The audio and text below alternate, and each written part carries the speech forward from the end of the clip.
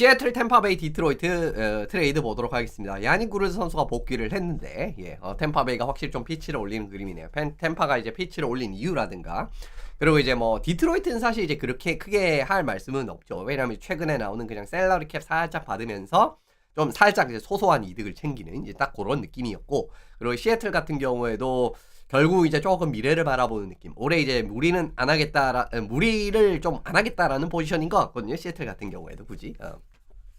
그래서 이제 요 부분 한번 오늘 이제 큰 트레이드 이제 요거 보면서 오늘 내용 마무리 지어보도록 하겠습니다.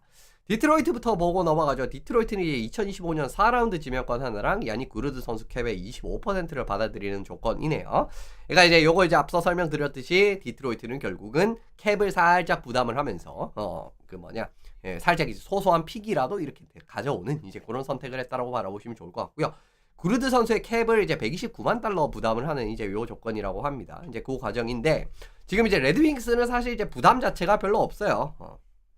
그죠? 지금 이제 캡을 부담한 상황에서도 잔여 캡이 이제 1270만 달러 남아있는 현재 상황이고, 그리고 이제 얼마 전에 전해드렸던 대로 지금 앤드루 컵 선수가 올 시즌 이제 시즌 아웃이 된 상황 아니겠습니까? 그래서 이제 앤드루 컵 선수의 이제 셀러리 캡도 올 시즌은 이제 조금 자유롭게 활약을 할 수 있는 그런 상황까지도 펼쳐졌기 때문에 결국 이제 한 120만 달러 정도 부담을 하면서 뭐 4라운드 픽 하나 이제 소소하게 챙겨오는 부분. 그리고 이제 여전히 사실은 템파랑 디트로이트는 좀 커넥션이 없다라고 볼 수는 없거든요.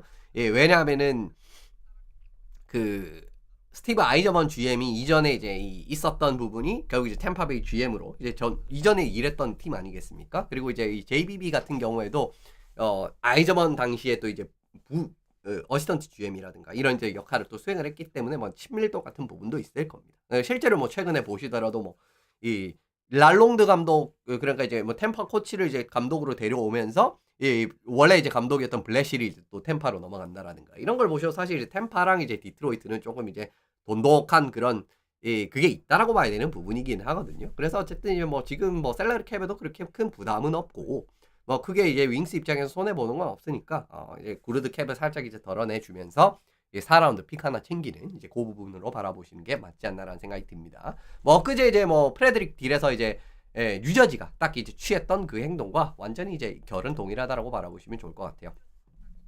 시애틀 보고 넘어가면 시애틀은 이제 마이클 에이시몬트 선수 영입을 했고요. 조건부 2026년 1라운드, 조건부 27년 1라운드 이렇게 1라운드 2장을 받아왔습니다.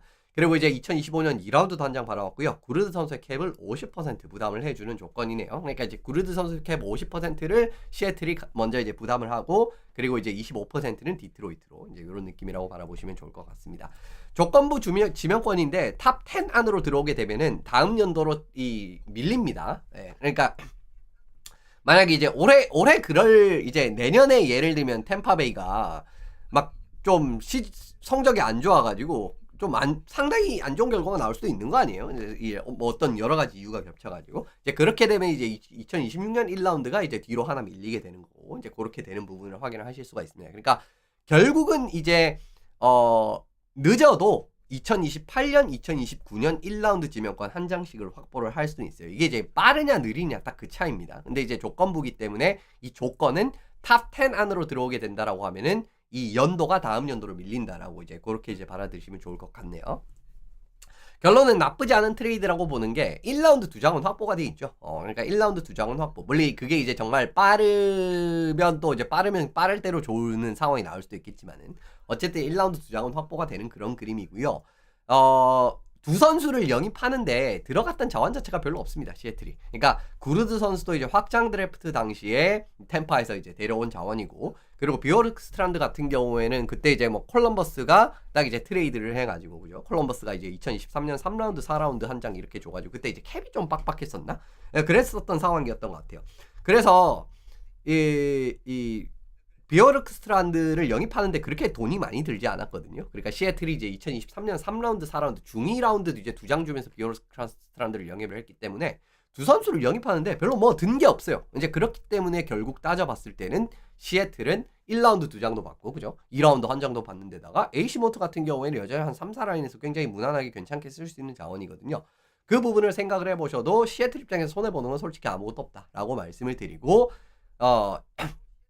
그렇게 바라보시면 좋을 것 같습니다. 근데 이제 지금 움직임이 예, 제가 이제 시애틀의 가장 큰 단점은 결국 좀 어중간한 뎁스 팀의 이 면모를 보이고 있다라는 게 이제 가장 큰 문제라고 자주 말씀을 드리잖아요. 근데 적당한 선수층을 보이는 현재의 팀 컬러를 크게 다 바꿀 만한 트레이드는 아니다라는 게 조금 걱정이 되는 부분입니다. 그러니까 예를 들면 시애틀이 이제는 그냥 어중간한 뎁스 팀을 하면 안 되겠다. 그러니까 이제 좀 덜어내면서 좀 S급 이런 공격진을 확확 영입을 해가지고 좀 큰 폭으로 바꿔보자까지 기대할 정도는 아니지 않나. 일단 이제 그렇게 보시는 게 여전히 뭐 계약이 걸려있는 선수들이 많아도 너무 많습니다. 지금 올해 같은 경우에는 브랜던 테너브 결국 이제 뭐 트레이드를 한다라는 이야기가 있어가지고 뭐 테너브를 솔직히 뺀다라고 해도요. 여전히 그냥 이제 좀 A급 선수들로 그냥 뎁스를 채우는 팀 컬러가 그냥 천지개벽하는 느낌으로 바꿔지진 않는 거거든요. 이번에 선수 2명 나갔다라고 해서 워낙 이제 그런 선수들이 많았기 때문에 한 2명 나갔다라고 해서 이게 막 전반적인 그게 팀 컬러가 큰 폭으로 발라지는 그런 느낌이 아니다라는 겁니다. 그래서 이제 어떻게 보면은 이 근본적인 약점을 이제 좀 확실히 해결이 될 만한 그런 느낌까지의 이 딜은 아니다라고 바라보시는 게 좋을 것 같고요. 어쨌든 앞으로 좀 움직이면 지켜봐야 되기는 한데 일단 브랜던 테너브 선수 350만 달러. 지금 이제 시애틀은 브랜던 테너브 선수의 지금 계약까지도 한 절반까지 이제 부담을 할 그 용의가 있다라는 이야기가 있어요. 그러니까 이제 팔 수 있다라는 거죠. 그래서 이제 비어르스트란드까 테너브까지 팔면서 이제 좀 더 미래를 이제 뭐 도모를 하는 그런 그림이 결국 이제 뭐 테너브는 픽으로 받아올 가능성이 가장 높은 자원 아니겠습니까? 좀 미래를 뭐 도모하는 그림이 나올 수도 있는 거고. 근데 어쨌든 저는 좀 궁금한 게 앞으로도 계속 이런 식으로 어중간한 뎁스 팀의 모습을 유지를 할 것인가? 왜냐면 카포카코도 결국은 지금 괜찮기 때문에 재계약을 할 거거든요. 그죠? 그러면 어쨌든 지금 팀 칼라는 똑같단 말이에요. 앞으로도. 그러니까 이게 예를 들면 지금 상황에서 이제 또 한 두어 명 정도 더 트레이드를 해내면서 뭐 빅네임을 이제는 좀 영입을 한다라든가 사실 그런 식으로 가야 맞는 거라고 생각하거든요. 근데 이제 2명 빠졌다라고 해서 이제 그동안의 팀 컬러가 천지개벽할 느낌으로 바뀌지는 않을 것이다. 이런 부분은 좀 걱정이 되는 점이다라고 말씀을 드리도록 하고 마무리 지어보면 좋을 것 같습니다. 예, 템파베이는 이제 비오르크스트란드 선수랑 야니 구르드 그리고 이제 카이로 코인 선수랑 2026년 5라운드 지명권을 받아왔는데 뭐 어쨌든 이제 비오르크스트란드랑 구르드를 결국 영입을 했다라고 보는 게 맞죠. 이 2명을 이제 핵심적으로 영입을 했다라고 보는 게 맞고 이제 그 의도를 한번 살펴보시도록 하겠습니다. 비오르크스트란드 선수 같은 경우 뭐 29살이네요 벌써. 시간 잘 가네. 뭐 이 선수 정말 꼬꼬마였던 게 엊그제 같긴 한데 너무 요즘 이런 사람 너무 안 되죠.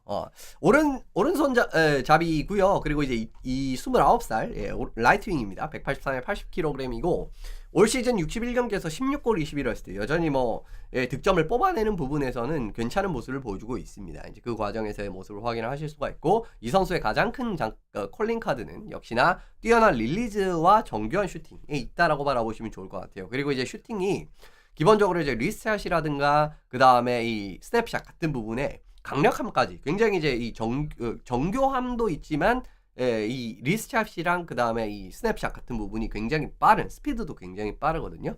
그런 부분에서 확실히 비오르크스트란드의 가장 큰 강점은 역시나 슛 릴리즈에서 따라오는 결정력에서 있다라고 바라보시는 게 맞지 않나라는 생각이 듭니다.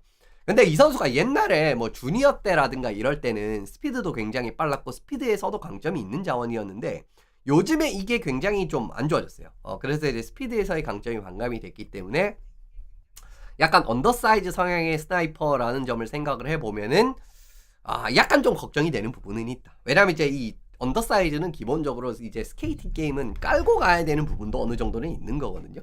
근데 이제 그 스케이팅 게임이 예전에 비해서 좀 많이 비오르크스트란드가 힘이 약해져가지고 그 부분은 좀 걱정이 되는 부분은 있는데 그래도 기본적으로 한 25골까지도 충분히 기대가 가능한 득점원, 골 결정 자원이기 때문에 뭐 미들식스의 이제 힘을 확 올려주는 데는 굉장히 적합한 자원이다라고 바라보시면 좋을 것 같습니다. 올해도 역시나 득점력은 경쟁력이 있어요. 지금 이제 61경기에서 16골 21어시스트 그리고 슈팅 성공률도 12.9% 아주 이제 준수하게 나오고 있기 때문에 역시나 슛에서의 강점은 올해도 살아있다. 뭐 올해도 이제 그냥 이제 전체적인 비율적으로 계산을 해보셔도 20골은 무난하게 넘을 수 있는 그 시즌을 보내고 있지 않습니까? 실제로 비오르크스트란드 선수가 10시즌을 뛰었는데 10시즌 도중에 슈팅 퍼센트가 10% 미만이었던 시즌이 딱 한 번밖에 없어요. 이런 부분에서도 역시나 비오르크스트란드 선수의 결정력이라든가 이런 기본적인 이 틀 자체는 상당히 경쟁력, 커리어 내내 경쟁력이 있었다라는 부분이고, 올해도 아까 보셨겠지만 12.9% 아주 준수한 모습을 보이고 있다라는 부분입니다. 그리고 슈팅 스피드가 톱 스피드가 142km가 나와가지고 이제 상위 28%인데 평균 스피드가 100km에 육박을 합니다. 상위 13%라는 거거든요.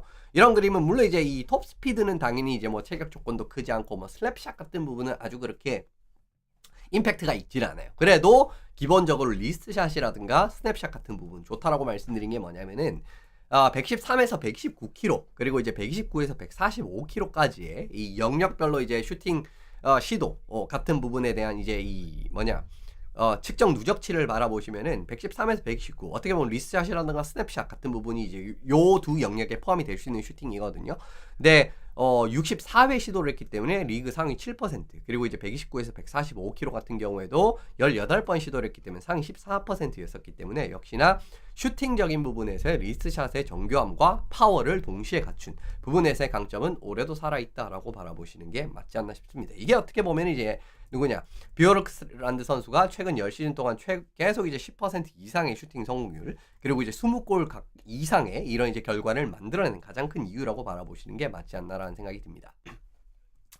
AC 몬트 선수의 업그레이드라고 보셔도 사실은 크게 무방하지 않는 이유가 뭐냐면은 AC 몬트 선수가 조금은 슈팅을 굉장히 아끼지 않는 모습을 템파베이에서 상당히 많이 보여줬단 말이에요. 슈팅 시도라든가 이제 유효 슈팅이라든가 이런 부분 자체가 상당히 많은 모습을 보여주게 됐는데 최근 2시즌 동안 NHL에서 1600분 이하 뛴 선수들, 그러니까 아이스 타임이 이제 총 합쳐가지고 1600분 이하 선수들을 대상으로 슈팅 숫자 순위를 매겨보니까 딜런 건서 선수가 254개로 이제 1위였었고요. AC 몬트 선수가 2위였었습니다. NHL 리그 전체에서요. 그리고 바비 맥맨 선수가 이제 241개였었는데 이 정도로 AC 몬트 선수가 기본적으로 슈팅을 많이 만들어내고 어쨌든 슛에서의 그런 슈터 역할을 맡았다라는 부분은 하브라인에서 이제 이제 슈터 역할을 맡았다라는 부분을 확인을 하실 수가 있는 부분 아니겠습니까?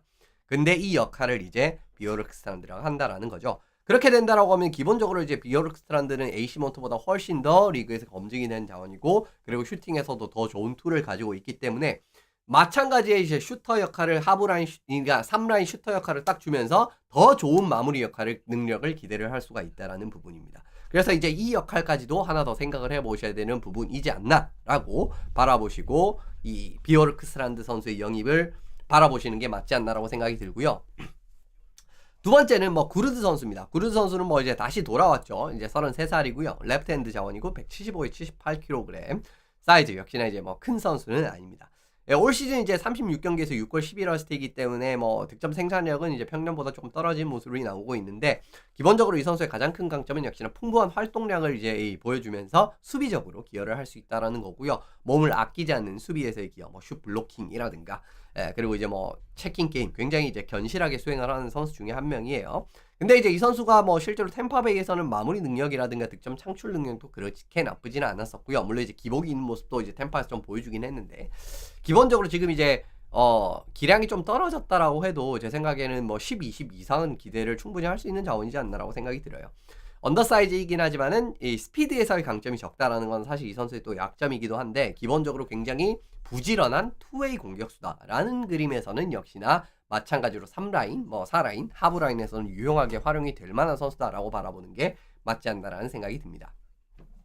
최근 들어서 역할이 좀 감소가 되긴 했어요. 22-23 시즌 같은 경우 14골 34어시스트 17분 이상 뛰었고 작년 같은 경우 11골 22어시스트 이제 17분 이상 뛰었는데 올해 같은 경우 36경기에서 15분 이제 뛰었기 때문에 어쨌든 시애틀에서 좀 역할적인 부분도 좀 다소 감소되는 이런 부분들을 확인을 하실 수가 있습니다. 이제 사실은 또 이렇게 좀 언더사이즈인데 몸을 아끼지 않는 유형의 선수들이 결국 이제 잠부상이든 여러 가지 부분 때문에 좀 기량도 빠르게 좀 떨어지는 편이기도 하고요.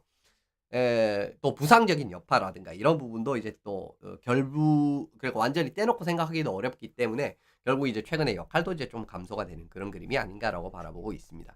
그래도 팀 입장에서 별 부담이 없는 게 뭐냐면 템파베이 체제의 경험자이기도 하고 잔여 캡을 129만 달러 수준으로 데려왔다라는 거. 그러니까 캡의 부담이 그렇게 크지 않잖아요. 그리고 AC 몬트랑 또 비교를 해보면 AC 몬트보다 거의 한 40만 달러 정도 이제 돈을 더 받는 그런 수준이니까 어떻게 보면 캡적으로도 별 부담은 없다라고 말씀드리면 좋을 것 같습니다.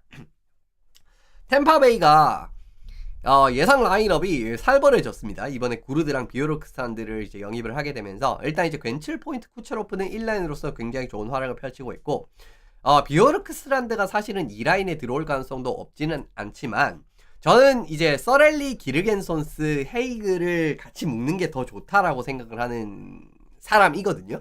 그래서 그냥 이제 헤이글, 서렐리, 기르겐손스를 그냥 이제 그대로 뭉치면서 3라인에 구르드랑 폴, 비오르크스트란드를 이제 기용을 하고 2, 3라인을 이제 좀 상황에 따라서 거의 이제 동등한 역할을 수행을 할 수 있을 정도로 이제 그런 부분에 이제 부분을 강조했다라고 보시면 좋을 것 같고요. 4라인도 센터 글렌데닝에다가 쉐이피에다가 곤살베스라고 하면은 제가 봤을 땐 그냥 무난하게 괜찮은 4라인까지도 기대할 수 있지 않은가 보고 있습니다. 굳이 이렇게 이제 라인을 짠 이유는 왜냐면 비오르크스탄드가 사실 2라인에 들어가면은 뭐 2라인에도 정말 이제 굉장히 좋은 스나이퍼가 들어오게 되면서 2라인의 활약적인 부분도 이제 확실히 또 올라갈 수 있는 그림이 더 올라갈 수 있는 그림이 될 수 있겠지만은 2, 3라인에서 수비적인 역할 플러스 공격까지도 동시에 기대를 하는 모습을 생각을 하고 있는 부분이다라고 바라보시면 좋습니다. 일단 2라인에 헤이글이랑 서렐리가 있기 때문에 전체적인 이제 이 공격에서의 결과치를 걱정할 필요는 없어요. 두 선수가 워낙 또 좋은 올해 이제 공격 생산력도 상당히 좋은 모습을 보이고 있지 않습니까? 실제로 둘 다 이제 뭐 20, 20 이상을 충분히 해낼 수 있는 자원들이고 그 과정에서 어떻게 보면 기르겐 선수 또 들어가면은 이제 워낙 이제 부지런한 플레이, 피지컬도 괜찮고 하는 그림에서 괜찮다라고 보고 있고요. 그리고 3라인 같은 경우에도 이제 뭐 구르드가 조금 기량이 떨어지긴 했지만 뭐 닉폴 같은 경우에도 충분히 20, 20 플러스 비오르크스트란드 선수의 25골 이상 기대를 할 수 있는 이런 느낌의 스나이퍼적인 부분에 이제 기대할 수 있는 그림이 된다라고 하면은 수비적인 역할 역시 구르드랑 폴이 또 해주는 과정에서 비오르크스트란드의 마무리 능력 살릴 수 있는 그림이고요. 그죠? 그리고 이제 이 라인 같은 경우에도 기본적으로 헤이글, 서렐리, 기르겐 선수 모두 이제 뭐 수비적으로라든가 부지런한 경기력, 체킹 이런 거 다 잘하니까 공격 플러스 수비를 동시에 기대할 수 있는 느낌에서의 경기력 기대를 했다라고 바라보시는 게 맞지 않나라는 생각이 듭니다. 실제로 지금 헤이글, 서렐리, 기르겐 선수를 제가 굳이 떼지 않는 이유는요. 지난 콜럼버스 전에서도 펜틸리 라인을 전반적으로 지금 헤이글, 서렐리, 기르겐손스가 수비를 하는 모습이 나왔었습니다. 여기에다가 누구냐 맥도너랑 체르나크 이제 이렇게 나오게 됐는데 실제로 펜틸리 라인이 지난 템파전에서 1얼스트 밖에 올리지 못했습니다. 펜틸리 선수가 1얼스트 올렸고 마르첸코 선수 포인트 못 올리면서 마이너스 3 그리고 보론코프 선수도 포인트 못 올리면서 마이너스 1이었거든요. 이런 그림을 생각을 해보셔도 거의 셧다운 체킹 라인 역할까지도 수행을 할 수가 있다라는 거죠. 그렇다고 해서 공격력이 아예 없습니까? 그렇지 않지 않습니까? 헤이글이랑 서렐리가 있기 때문에 그런 과정에서 어떻게 보면은 요 세 명을 묶었을 때 이미 케미스트리도 좋고 결과값도 좋게 나오고 있기 때문에 굳이 요 라인을 깰 필요가 없다라고 생각을 하는 거고요. 그렇기 때문에 이 라인을 그냥 유지를 한 상황에서 구르드랑 비오르크스트란드를 3라인 폴에 묶는 선택을 했다라고 바라보시면 좋을 것 같습니다. 3라인이라고 해서 사실 비오르크산 아까 이제 말씀드렸던 대로 구르드랑 폴이 기본적으로 이제 라인 통제력이라든가 부지런한 이제 수비 경기를 이제 수행을 할 수가 있는 자원이기 때문에 비오르크스란드가 이제 수비적으로 조금 약한 뭐라고 해야 되죠? 네, 그러니까 어마무시한 영향력을 보여주지 못한다라고 할지라도 구르드랑 폴이 그런 역할을 수행을 해주고 근데 대신 이제 구르드랑 폴은 이제 앞선 라인이라고 할 수 있는 서렐리나 누구냐 헤이글 보시면 올해 정말 뭐 포인트도 많이 뽑아주는 모습 나오고 있지 않습니까? 근데 비오르크스트란드가 또 이제 3라인에 들어오면서 구르드랑 폴이 살짝 떨어질 수 있는 공격에서의 마무리 능력을 극대화시켜줄 수 있는 이런 느낌이기 때문에 저는 이제 3라인에 구르드랑 폴이랑 비오르크스트란드를 뭉치는 게 좋지 않는가라고 바라보고 있습니다. 템파베이가 이런 역할을 한 이유가 뭐냐면 이런 영입을 단행을 한 이유가 뭐냐면은요. 전력의 큰 변화가 다가오기 전에 컵을 향한 피치를 한번 올리는 느낌이다라고 바라보시는 게 더 타당하지 않나라고 보고 있어요. 지금 사실 수비진 같은 경우에는 좀 전력 변화에 좀 큰 파도가 칠 수 있는 상황이 조만간 발생을 할 수가 있거든요. 그 이유는 라이언 맥도너 선수랑 헤드만 선수가 일단 나이도 많고 35살, 34살 뭐 이제 헤드만 같은 경우는 28, 29 시즌까지 뭐 쭉 그죠? 계약이 체결돼 있는 상황이지만 맥도너 같은 경우에는 내년 시즌 하면은 이제 계약이 만료가 되는 상황입니다.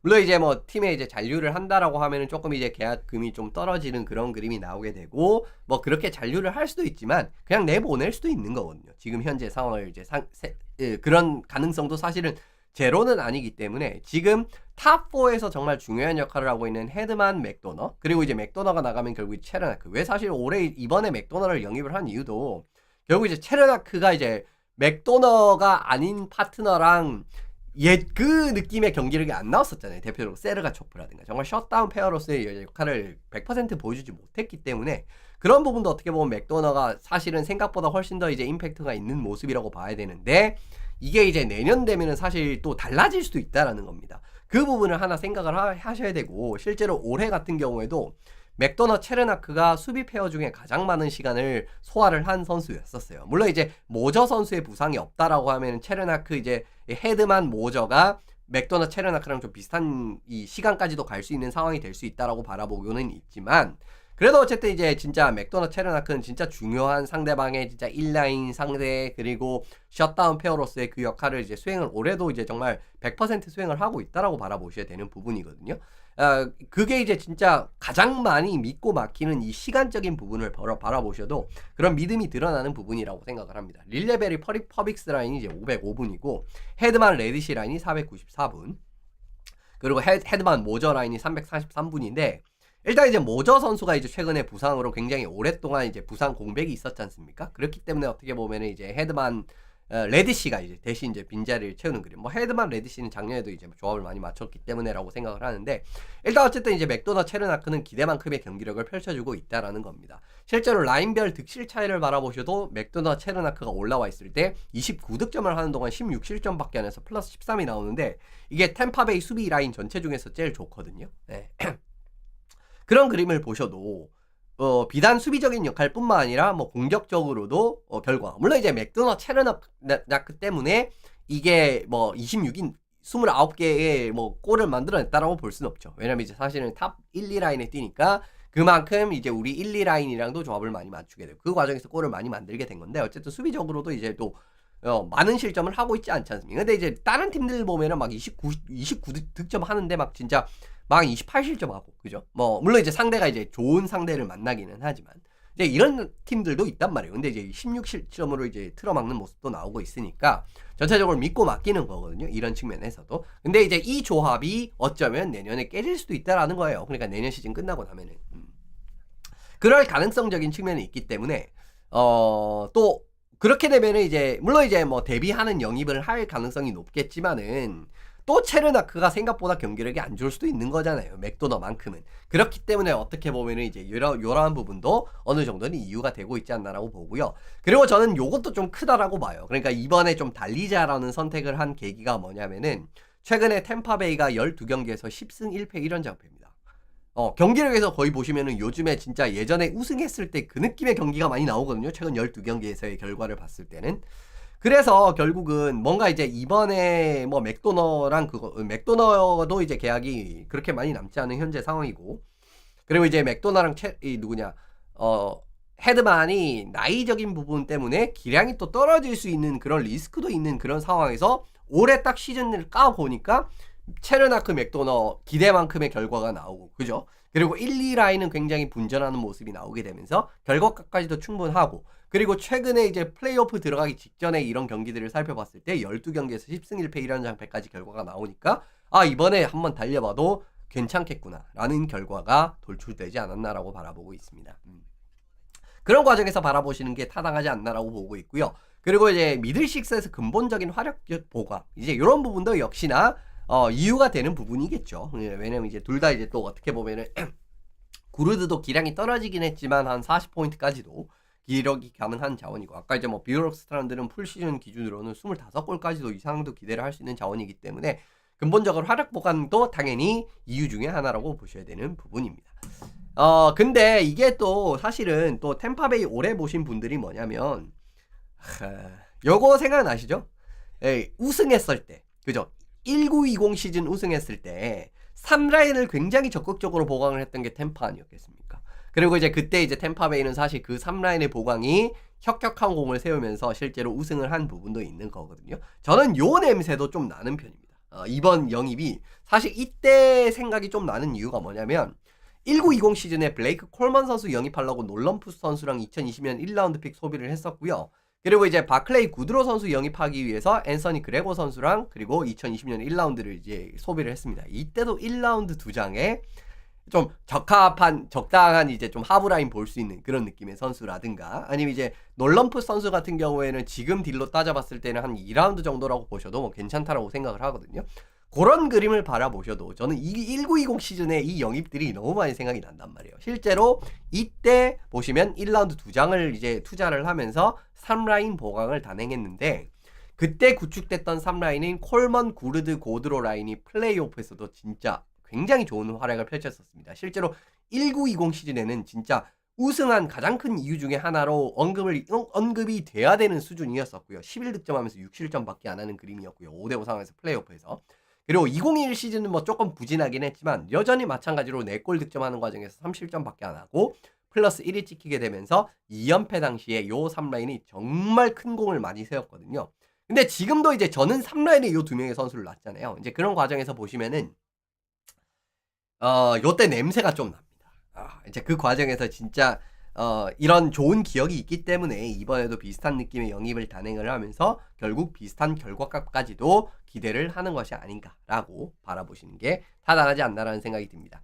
근데 결국은 이게 좀 지명권이 횡해지긴 했어요. 예, 앞으로 이제 1라운드 지명권도 2028년까지 없을 예정이고요. 물론 이제 26, 27년으로 이제 이 1픽이 들어올 수도 있겠지만은 당분간 어쨌든 1픽을 좀 이제 먹을 수가 없는 거고, 그리고 템파베이도 전체적인 전체 코어들의 라인 자체가 이제 20대 후반, 30대 초반으로 가고 있는 현재 상황이거든요.